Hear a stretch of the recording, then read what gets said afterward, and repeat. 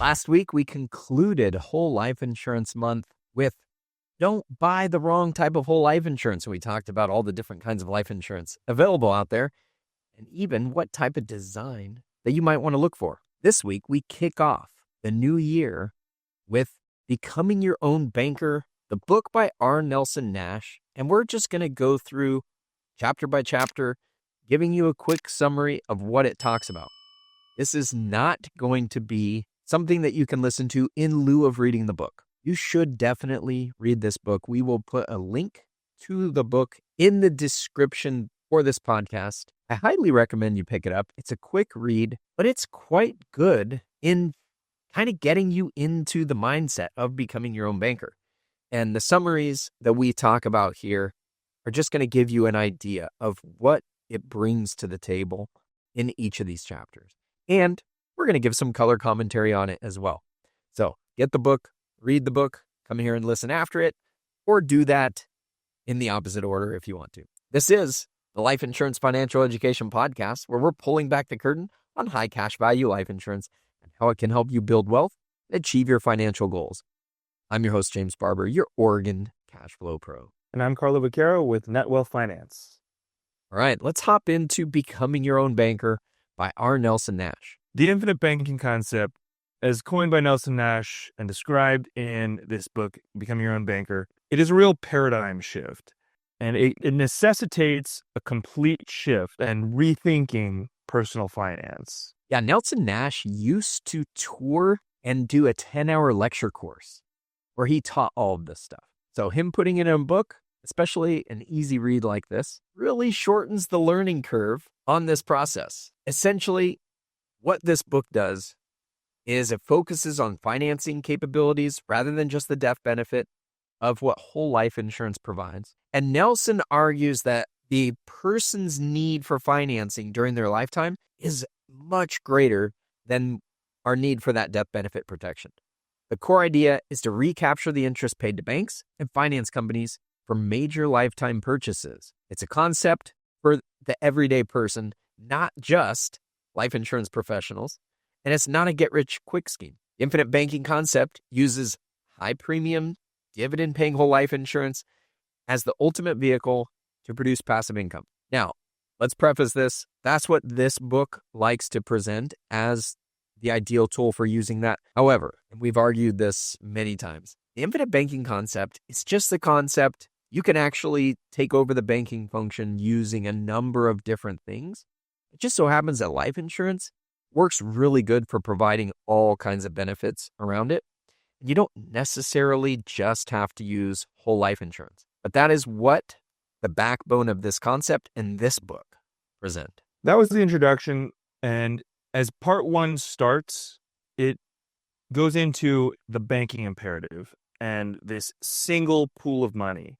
Nelson argues that most people know very little about the banking process. And the banking process is often cited as a likely reason why wealth tends to concentrate. He makes this argument that 97% of money is controlled by 3% of the people.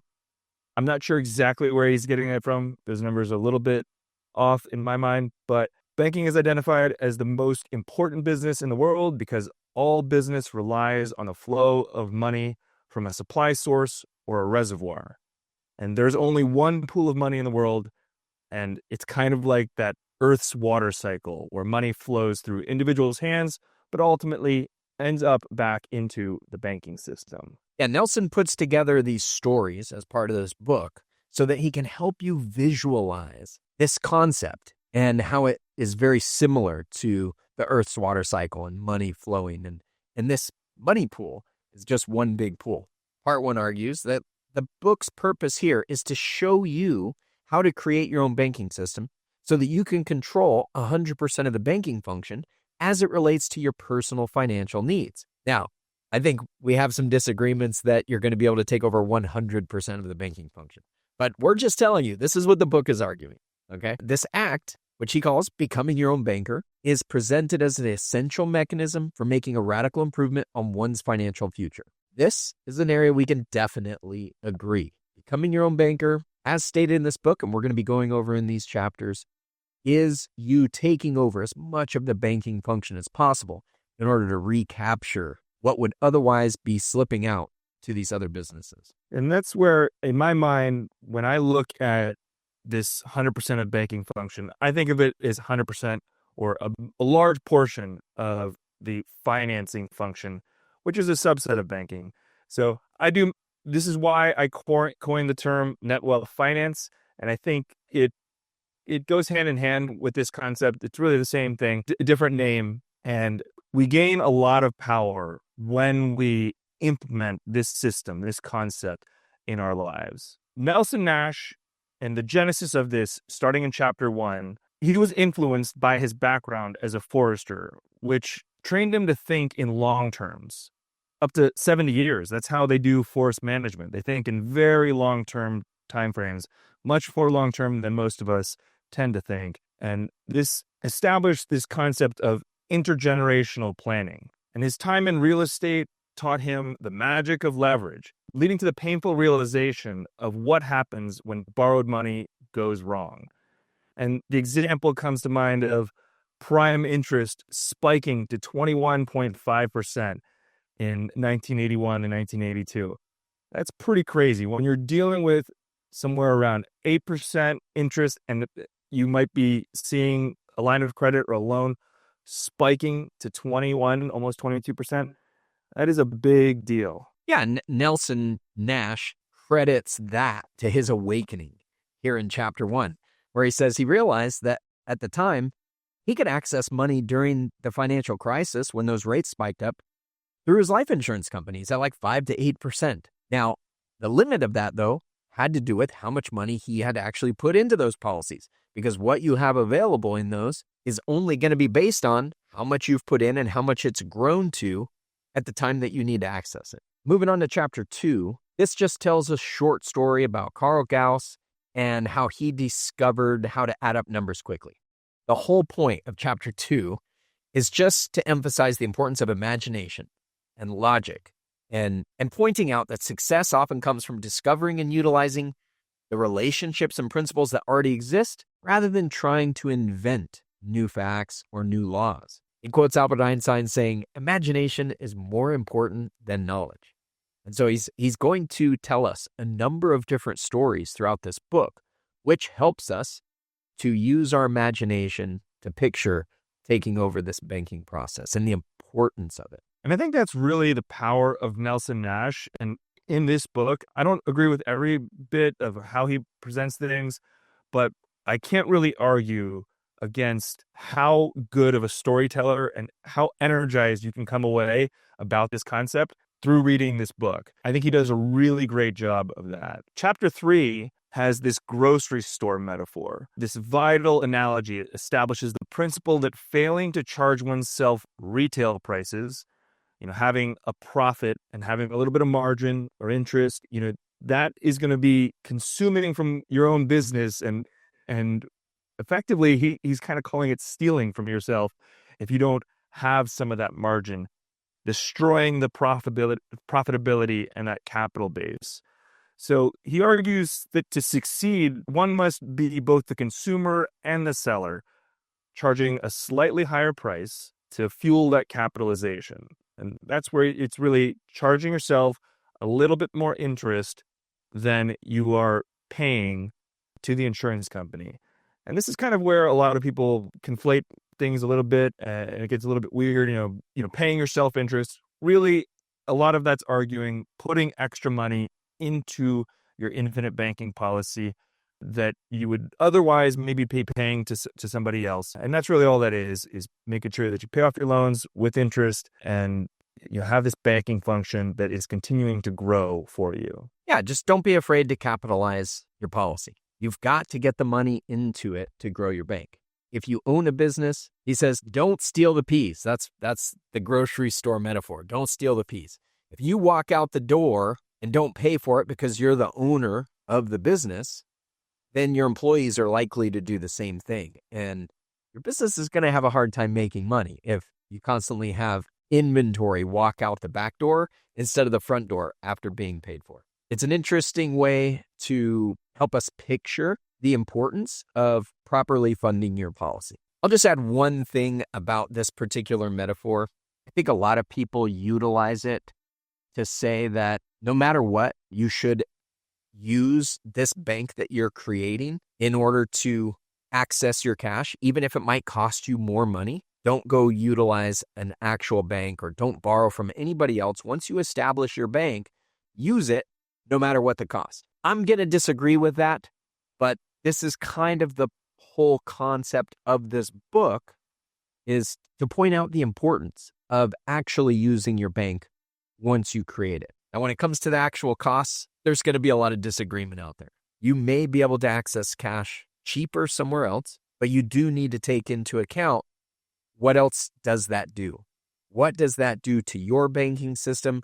What does it do for another business? And in total, is it a good decision or not? And there can be differing opinions. And one way that I tend to look at that is find the best interest rate, whatever it might be. If you're trying to finance a car, oftentimes you get 0% or 1.9% rates on car financing for some of these manufacturer offers. Take that. And if at some point in the future, there's some situation that you need to pay that off so that you don't want to be impacting your cash flow at a given point, and you have the funds in your life insurance policy, you have that option to do that. There's definitely various ways that you can approach this. And in my opinion, it tends to be best to take those good interest rate offers when you find them. It doesn't have to be in your banking system, but we can always have that as a fallback, that we can pay off a loan at any point using a loan against our life insurance. Okay, this is the end of chapter 3. And so I'm going to make another comment because we're going to shut this one off here, and we'll be back next week with episode 2, which will cover chapters 4, 5, 6, and 7. But back to this idea that you'll see a lot of the people that are Nelson Nash fanatics that really advocate for using your life insurance policy no matter the cost. If I actually want to be a good banker, what is a banker going to do if they have the ability to borrow money from somebody else? If they're sitting on cash and they know that when they pull from that cash, like in general, banks are going to have cash somewhere. They might have it sitting in fund from the federal government that sits overnight and gives them a certain interest rate. And when they're not deploying that cash out, meaning they haven't loaned it out to somebody, they're earning interest somewhere else. And it's accessible the next day so that they can give out the loans that they need. But let's say that bank, instead of going to the government where they're going to store that cash, and if they have to reach into that and pull it back from the government, and let's say it costs them 2% to get that money out, like they're not going to be making that 2% once they pull the money away from the government funding account overnight. Instead, they have the ability to access funds from another bank at a lower interest rate than that. Do you think that bank is going to pull their money out of the federal government and ignore this other offer at lower money? I don't think so. So why should we, as part of doing our own banking, just to say that we're pulling the money from our own bank account? Like, I don't think there's any moral superiority that gets established here by pulling the money from your life insurance policy and paying a higher rate of interest and saying that you're a better banker than if you borrowed from, in Carlo's scenario, the car dealership that's going to offer you 0% interest. If it's actually the best deal and access to the money, we can leave that money working in our system and have it available for other offers, borrow at a lower interest rate, and if it makes sense, we can always access our money later to pay off that other one if it ends up costing us more money.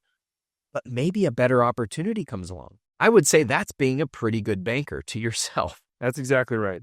Great points. And I think that's really what we're about. We're not about taking what somebody said and as some kind of revealed truth. We're just talking about the practical application of ideas.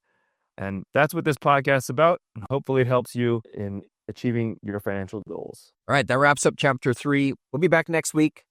Episode 2 in this series, we're going to cover chapters 4 through 7. I think a quick call to action for this week is check out the description, find that link, pick up the book, and you can follow along in this with us. You might have it read before we get to the next episode. But if you haven't, you're certainly welcome to follow along with us.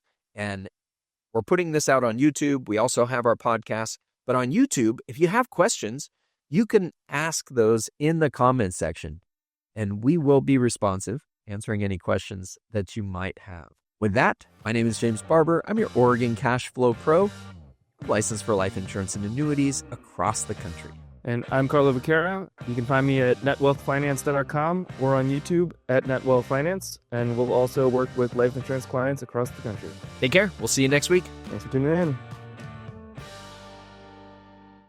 The next 20 seconds determine your future. Subscribe, meet with us, or continue educating yourself with these videos right over here.